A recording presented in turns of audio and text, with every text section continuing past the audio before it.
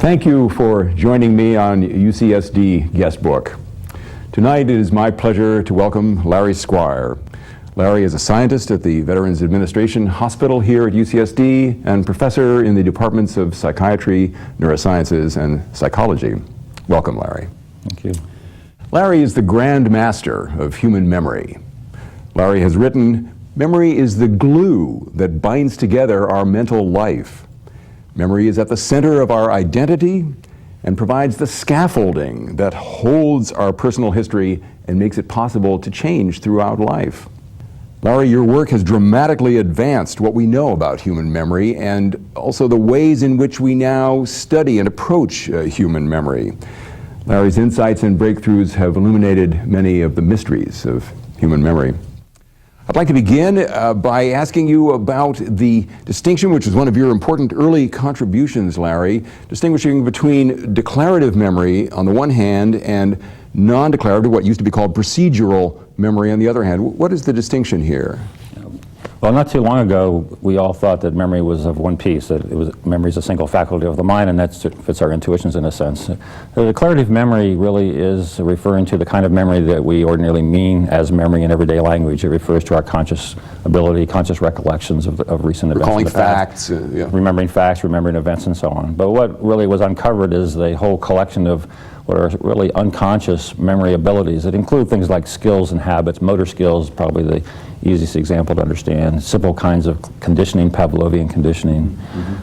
And these are all of a very different piece. It's situations where performance changes as a result of experience, and in that sense it does deserve the term memory, but where performance changes without requiring any conscious memory content. Like riding a bicycle or hitting a tennis ball? Yeah, those are perfect examples where the knowledge isn't really conscious unless we're an instructor, but we demonstrate what we know by rolling off the procedures. So in non-declarative memory, memory is expressed through performance. In declarative memory, memory is expressed through recollection. Yes. What are some of the steps that are involved in the formation of memories? We have an experience, and then later on we have the memory. What is going on during that process? Yeah, well, declarative memory is what's been studied the most, and that is really a mammalian function that can be studied both in humans and moving towards mechanism in experimental animals. So it all begins with perception, and one can say memory is the extension of perception, really. And so we begin with perception, with analysis, processing, and then eventually, as information moves through the brain, it reaches a critical part of the brain in the inner surface of the temporal lobe, critical structures like the hippocampus, where changes take place, particularly related to forming memories. And these end up being structures that interact with all the areas of processing that come before it, and allow what is perception to be transformed into long-term memory. Is it fair to think of it as a two-stage process with an initial encoding and then somehow a later storage process, or is that an artificial distinction, perhaps? Well, as a starting point, you can think about encoding, which is registration, attention, interpretation, and then storage, which is the interval, and then eventually retrieval. Right. Right. And how does it differ between declarative memory on the one hand, the memory for facts and places and people, and the non-declarative memory that you were describing? Yeah. Well, at the level of cellular mechanism, there's probably a lot in common. It's not understood in great detail, but it's very likely that the biology has taken advantage of a few mechanisms to change synapses and change the connections between neurons. But declarative memory is special in a way because it's distributed throughout the cortex and needs a special purpose machinery to make the long-term memory stick. These other kinds of non-declarative memories involve online modifications of special devices. The changes occur within the equipment that's already specialized for doing a particular job, and skills are very specific. What would be an example of that kind of specialization within the Well, there's motor structures, structures related to performance called the basal ganglia. These are the areas of the brain that are impaired, damaged in Parkinson's disease. And that part of the brain is especially important for acquiring habits. And it's not that they interact with other parts of the brain or transfer the information somewhere else. They do the job themselves. And it's all very specialized and encapsulated. So if you're a great tennis player, you're not necessarily a great ping pong player, even though in some sense they look pretty similar. Yes. So skills and habits, these things are encapsulated, very specific, rather inflexible. You learn through particular changes in response systems, and then you need to express those same response systems to get the information out. Yes. When one speaks of the memory engram, this was a term that perhaps more popular in the past than now, but still current. What is one speaking here? Is this the circuitry that's involved in the memory? How can we think about this? Yeah, well, the engram is a general purpose word that refers to the physical change that takes place in the brain that makes things different at time B as compared to time A as a result of some experience. So it's the total collection of changes that have occurred in the brain, the material changes in synaptic connections and yes. strengths. Good. What are the conditions that favor the formation of memories? We have an experience, sometimes we remember it, sometimes we don't. What are the conditions associated with the experience that lead to the formation of stable memories? Yeah, well, there's a whole group of modulating influences. The most important probably is the importance of the information.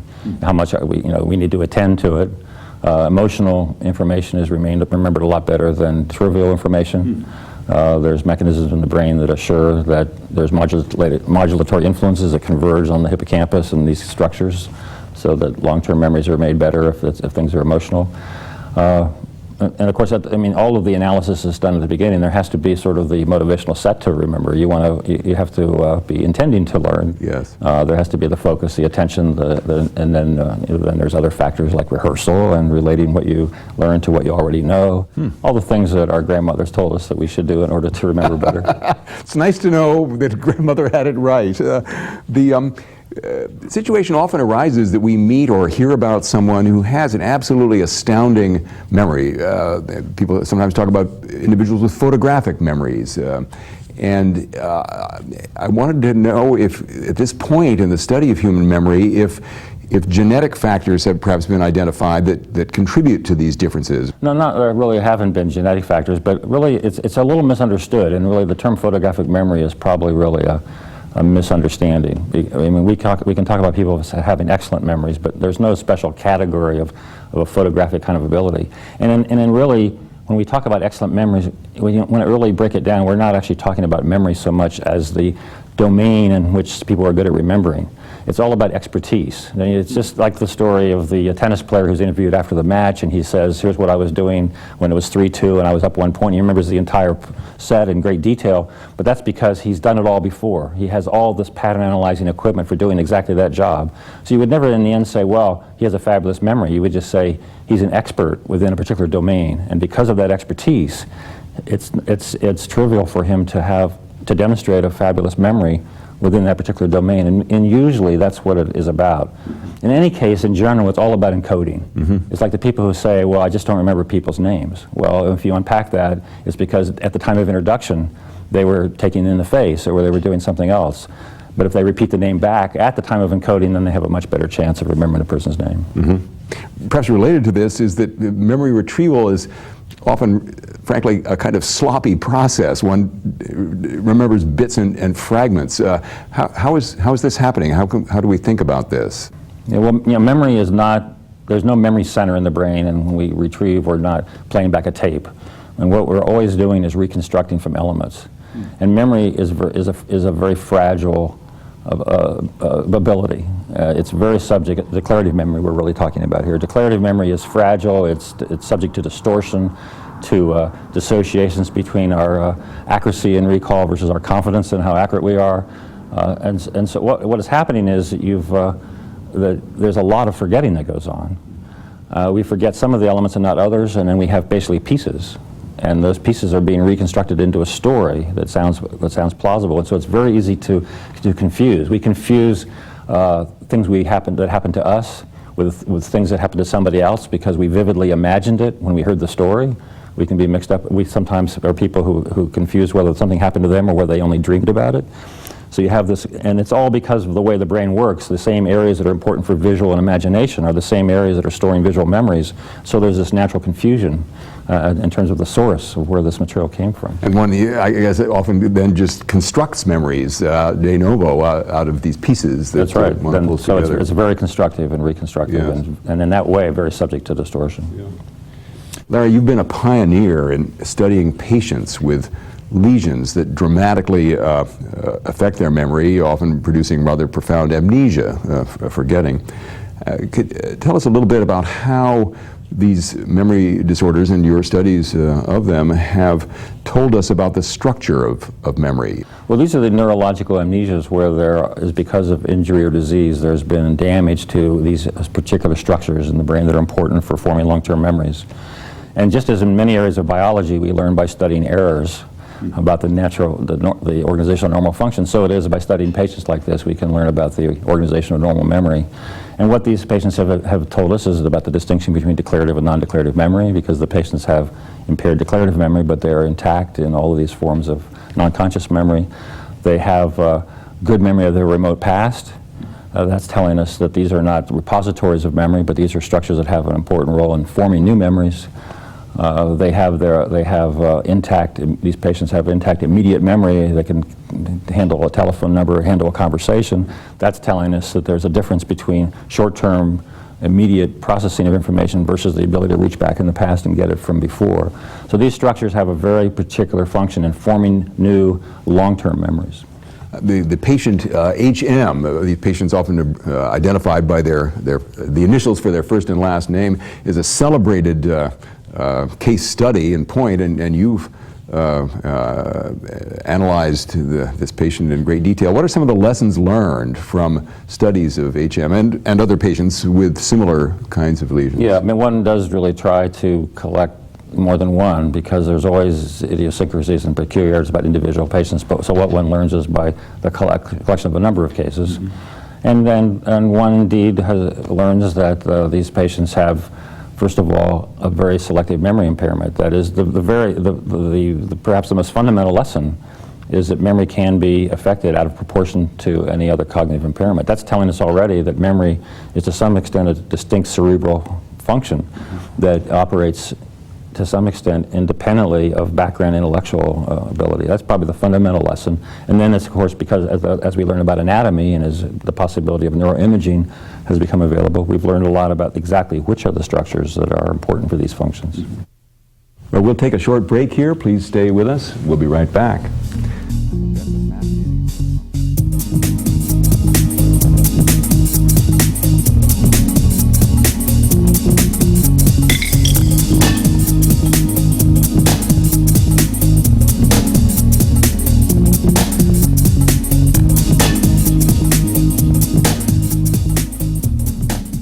These days, across the country, and particularly here in California, there's a lot of interest in stem cell work, and our colleague Rusty Gage at the Salk Institute has been a pioneer in identifying the generation of new neurons in the brain from adult stem cells. Can these adult stem cells contribute to mental functions such as memory?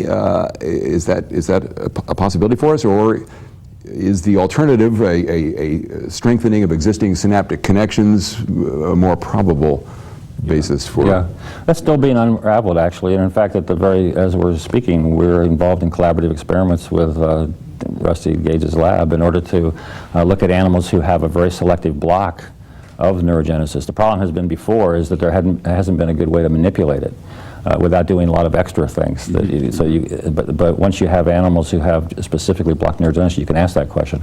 I think it's going to, I mean, my guess is, and it's just a guess at this point, is that it's likely, because these new cells take a long time, weeks, to mature, to move into circuitry, to become part of operations, that it's not likely they can have a role in actually the encoding and storage of memory. They might have a more general function. Of course, the neurogenesis, the new cells are only being born in very particular parts of the brain, a little part of the hippocampus and in the olfactory bulb. It's possible that it's some kind of a repair mechanism. The hippocampal cells are very volatile. They're subject to cell death. and there's a lot of cell death in that area, so this could be a repair mechanism. So it's still up in the air as to whether it has a specific function that's going to be relevant to cognition or more specifically memory. Related issue here in terms of how memories are stored and accessed leads me to ask about the formation and storage of memories when we are very young. One has the impression that memories stored up to the age of 3, 4, 5 years are either gone or not accessible to us later on as adults. And how can we explain that? Are there developmental processes at work that eliminate those memories, or do they fade in some way with further development? Yeah, well, this phenomenon really speaks directly to this important distinction between declarative and non-declarative memory, because non-declarative memory, of course, is developmentally very early. I mean, young infants are learning something about language in the first months of their life. They're learning skills and so on. But declarative memory really does seem to develop more gradually and more slowly. The average earliest memory, if you do a poll, if you do a survey, as soft as that could be, the average earliest memory is about age 3.5. But if you do these careful experiments with infants, you can show there is a rudimentary capacity for declarative memory, even at, say, 6 months of age. But only very simple images can be retained, and only for a short period of time. And it's probably the neocortex itself, the developing brain, that is the limiting step. And as the brain gets more differentiated and more specialized, and as language develops, your capacity for processing something becomes greater, and your capacity for letting it last longer develops. So you can imagine you start off with a little bit of declarative memory, but it's rudimentary, and it fades quickly. And then as you get a little older, you can remember a little more, and it fades a little more slowly. And eventually, when you get to about 3 or 3.5, you're actually forming adult-like declarative memories that might last a lifetime. Yes. Well, that's very hopeful. But of course, it leads nicely to the question of how it is that as we grow older, the memories that are formed more recently seem to stay with us for a shorter period than the memories that were formed in our childhood. How can we account for that? Yeah, well, there's really two reasons for that. The first is that our memories do weaken as we get older, and our ability to form new memories is reduced to a modest but measurable degree, so that our recent memories aren't as robust because they haven't been formed as well. That's the first part of it. And the second part of it is there is this process that we refer to as consolidation, whereby memories do change and become stronger and become more solidified across time, so that there is always a whole collection of early memories that we've gone over and that have been rehearsed and that have become very strong. And so those memories are really, we're not going to forget those. And so those are going to be very robust, and that makes quite a sharp contrast to the memories that should have been formed yesterday but weren't so well, so they're already a little weak. Fascinating, yes. There's been a lot of research done on what are referred to in our fields as split brain patients. These are patients in which some of the major connections between the two hemispheres, two sides of the brain, have been cut, and this has indicated that the two halves of the brain may have different memories of the same event. How does one side of the brain win out, in some sense, over the other side? How are the two sides integrated? Yeah, well, these are patients where the surgery is done to relieve severe epilepsy, and they've been, these kinds of patients, studies related to those in normal subjects have taught us this fundamental idea that the two hemispheres are specialized. And roughly speaking, the left hemisphere is specialized for verbal abilities, and the right hemisphere for nonverbal visual abilities, things that are hard to work with in words, like faces, for example, which are really difficult to describe in words, or spatial layouts, or some aspects of music, things like that. So when you think about these specialized structures in the brain that do this memory job, these are modest little structures that work with whatever the cortex gives them. So you have the left hippocampus, if you say, working with this left hemisphere.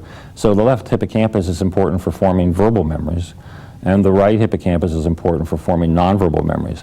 And I think the way to think about it is not so much as competition, but just as parallel. So we have both of these things working for us. If you see a picture of an object, for example, an object can be encoded both ways. You can remember it as the picture of the object, an image, and it has a name. So you've got both of those. And both of those will be at work, and both of those will be contributing to your performance. And so an individual with one or the other hemisphere compromised would have only the capability of the remaining hemisphere, one imagines. That's right. So you have patients sometimes with a lesion, a damage to just one hippocampus, and the phenotype, the appearance of that patient is that they have a specialized problem within either verbal or nonverbal memory. In society, generally, we are becoming increasingly aware of memory problems that occur to us as we age. I wonder if you would have recommendations for us about how in our daily lives we can keep our memories active and keep them sharp, keep them crisp. Are there particular things that one should try to do explicitly? Yeah, well, the studies suggest that keeping active and keeping healthy and exercise and mental exercise, that all of these things are predictive of a longer life as well as a healthier life and a better brain, healthier brain. Mm-hmm. So, I mean, memory is not anything special about memory. It's just memory really is the end product of all cognition. So you need to be, your attention needs to be healthy, your perception needs to be, everything else needs to be healthy in order for memory to have a chance. Yes. So it's really the whole package. I mean, it's keeping healthy and keeping active. And the studies do suggest that mental activity and remaining active and working your mind, that these things are all good things to do. Yes. The structures that that seem to change with normal aging and natural memory loss are, I think, different from the structures that are attacked in instances of Alzheimer's disease. And I wonder if you could describe a little bit those distinctions for us. Yeah. Well, Alzheimer's disease, of course, is a devastating illness that particularly attacks older people beginning around the age of 65, where about 5% of the population will develop the condition. And the initial appearance of the condition really begins with memory impairment. And it is an attack on these same structures that we've learned from our patients is important for memory. The earliest changes in Alzheimer's disease take place within the area called the entorhinal cortex, which is just adjacent to the hippocampus, and within a particular part of the hippocampus, which is anatomically very critical. And that particular set of changes sets off the memory problems that the patients have. Right. And then for normal memory loss, it's a different set of structures, I think. Well, there's different parts within the hippocampus, actually. A part called the subiculum and a part of the CA3 cells. So there is a little bit of cell death. But cell death is really not the prominent change that happens. It's really thought to be changes in physiology, weakening of synapses and shrinkings of cells, not cell death per se. In Alzheimer's disease, eventually things do progress to cell death. In normal aging, you have changes that are taking place in slightly different parts of the circuitry, and the changes are more benign, less radical, not cell death, but rather losses of synapses. Good.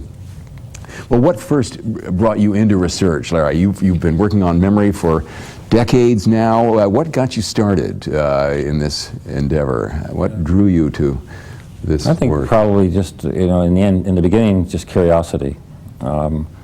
I started off, neuroscience is a vast field, and it draws people in from molecular biology on the one hand, and from psychology on the other hand. I'm someone who came from the psychology side, but in psychology, there's a lot of loose and difficult problems to try to deal with. But there are certain areas where there is a maturity happening, and probably memory and vision are two of those. And by moving towards biology, one can begin to move towards mechanism. So I think that the appeal of memory in particular was that it's a higher function. It has some of the complexity and the mystery that has a fascination to it, and yet it actually is approachable. You've been working on memory for decades now. How have the big questions changed over these decades, Larry, in the field of studies of human memory? Well, science is very tied to technology, and so there was lots of questions that we would be asking as students that we never had the idea it would ever be possible to study. And now, with some of the things that have happened in technology, these things are approachable. So one, first of all, thinks of neuroimaging, the fact that one can now image the human brain while the brain of a living person, while that person is engaged in learning and remembering. So it's still early days. The spatial resolution and temporal resolution isn't what one would like. One is not looking at individual neurons, but still one is doing kinds of experiments that one only imagined. So that's on one side. And on the other side, one has the whole revolution in molecular biology, where it's becoming possible to knock out particular cells, particular circuits, particular types of receptors. And so whereas we started with the idea, and we still do these kinds of experiments, where we study patients who have lost a whole brain structure, one has the whole or we study an animal where a piece of the brain has been removed surgically in order to study how the animal works. But now with molecular biology in the mouse, one can study animals who have lost just a particular receptor in a particular part of the brain, which you can turn on and off. So, I mean, it's almost, we only would have imagined it as science fiction back when we were growing up in science. Because you have focused your research so nicely on human memory, I'm sure you've thought about a problem that our former colleague, Francis Crick, devoted much of his thinking to in his last years, the study of human consciousness. Memory would seem to be at the core of some aspects of human consciousness. How do you think about human consciousness, Larry, and how close are we to having a better grasp of it at a detailed mechanistic level? Yeah.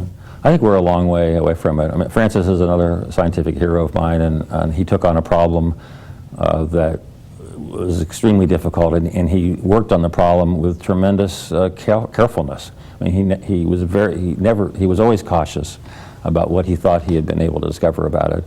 And he and his colleagues had tried to simplify the problem into just a question about visual awareness, which I think is probably the way one would want to approach it.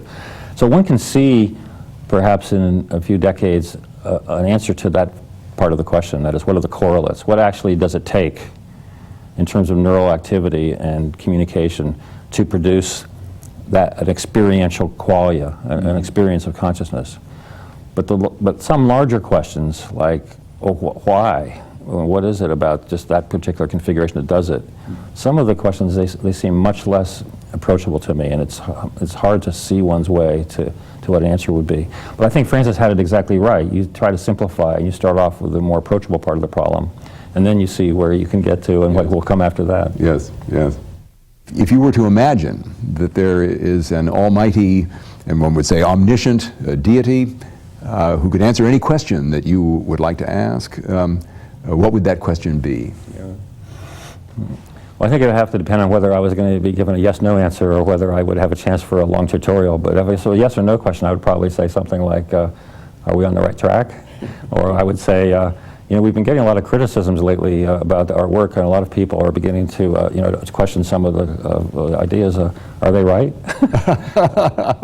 But if you really had a chance, and it was, you would say, well, so how does the brain work? But that would assume that we knew exactly in the answer where we were exactly now, what particular things we were concerned about, and where we would get to. And you'd really like to know the whole picture.